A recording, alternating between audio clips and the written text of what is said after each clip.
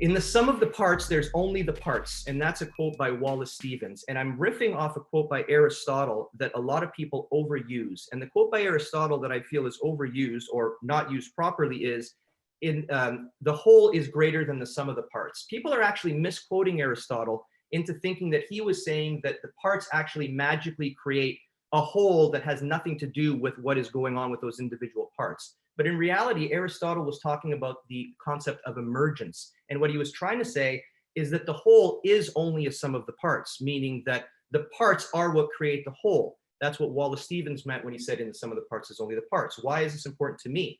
I think it's important because I think as a profession, therapists, trainers, we have a tendency of clumping movements together and using words like kinetic chain and using words like neutral spine and telling people this joint should be used for dynamic purposes and this joint be used for stability.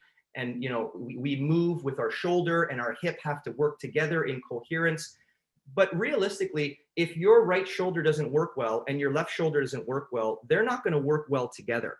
And that's why I say in the sum of the parts, and there's only the parts, because the only access that we have to helping how people move are to help their movable bits. All movements are just accumulations of smaller movements by individual joints that accumulate into the bigger movement. And I think far too often we're analyzing the bigger movements and watching people run and deciding if exercises are functional, but we're not giving enough attention to what the body actually is able to do. So that brings me to my next conclusion, which is the conclusion that movement is medicine. And I'm not going to say that that's a bad conclusion. It's absolutely true. But I think it's an incomplete conclusion and it provides incomplete advice because movement in general is not medicine. Specific movement into specific articulations maintains the health of those joints specifically. So I think we have to be very careful when we say movement is medicine. When we say, get up in the morning and just flow around and experiment and find your body parts and pretend you're a downward dog or whatever we're doing, not to say that those things aren't good, but I think it's incomplete advice because if your shoulder doesn't move, it doesn't matter what exercise you decide to do or what the exercise is called. If your shoulder doesn't function like a human shoulder should, it sure as heck will not function as a human shoulder should during the shoulder exercise. So we have to be very specific with what we mean when we say movement is medicine. Another conclusion is that we don't take into account, I believe, the word prerequisites enough and the idea that we can't move where we can't move. What do I mean by that? Again, when we're talking about exercise, there's this thing to fall into this idea of functionality. This movement's functional, that movement's not functional. A Turkish get-up is functional, a bicep curl is more functional. I don't know about you guys today, but I know that I did not get out of bed this morning like a Turkish person. So to say that a Turkish get-up is functional, I don't really understand that. What I do know is that some people don't have the joint capacities to do Turkish get-ups, in which case that exercise probably is the worst exercise for them. So a conclusion that I've noticed is that I think we have to really pay more attention to the prerequisites of motion, and we have to use more of our time training to acquire those prerequisites and a little bit less time training the patternized movements that emerge based on the functionality of those joints. Which brings me to my next point, that if you want articular interdependence, you first need articular independence. It doesn't matter to me that the spine works with the hip in some amazing neurological way. That's awesome. But I know that if you don't have a segmenting spine, that spine really has no way of telling the brain where it is in three-dimensional space. So if you're walking around in neutral spine for your entire life and you don't actually put movement into the L5S1, your brain will quite honestly forget that you have an L5S1 and there's consequences. And you can't ask a spine that doesn't have an L5S1 to do squats because it's important for squatting. You can't ask someone to squat if they have no hips because having a hip is more functional than having the squat. Another conclusion I want to make is that movements, as we know now by dynamic systems theory, movements are not stored.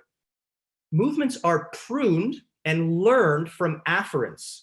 Afferents is the filters that we use to learn movements with. So movement and the learning of movement is actually a natural selective process based on afferents, such that the body organizes, monetizes itself, and maintains itself via afferents.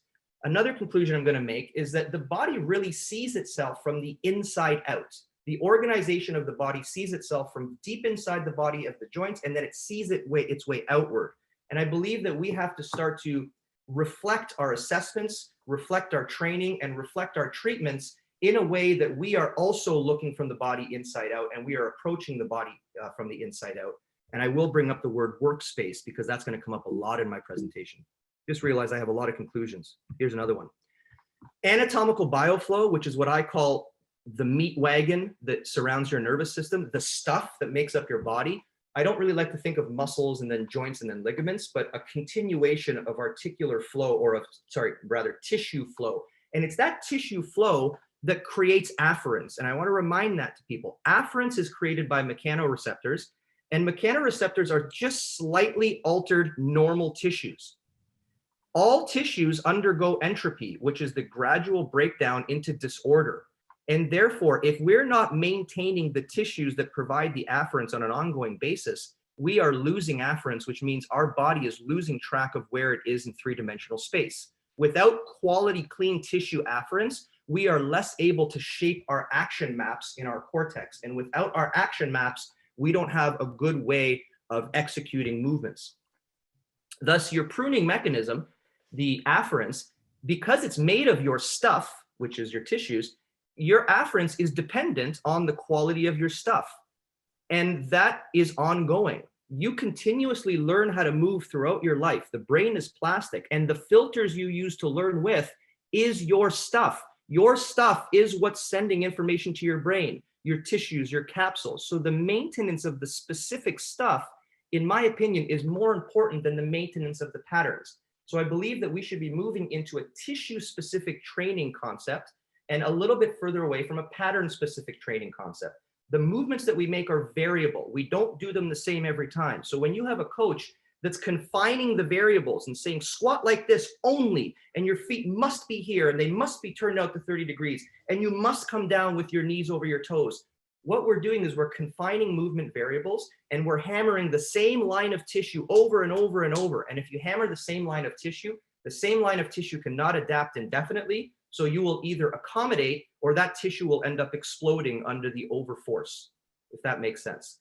So another conclusion is that based on that concept that our tissue is producing afferents, the capsule, which is the deepest tissue surrounding the joints, the capsular information is the first information to reach the central nervous system once your joint has been initiated during a movement. And therefore, if the capsule information is bad, likely the resultant movement is not going to be optimal. That's why I'm going to conclude that workspace, or the preservation of space, should be the most important outcome measure that is utilized by anyone who cares about how people move.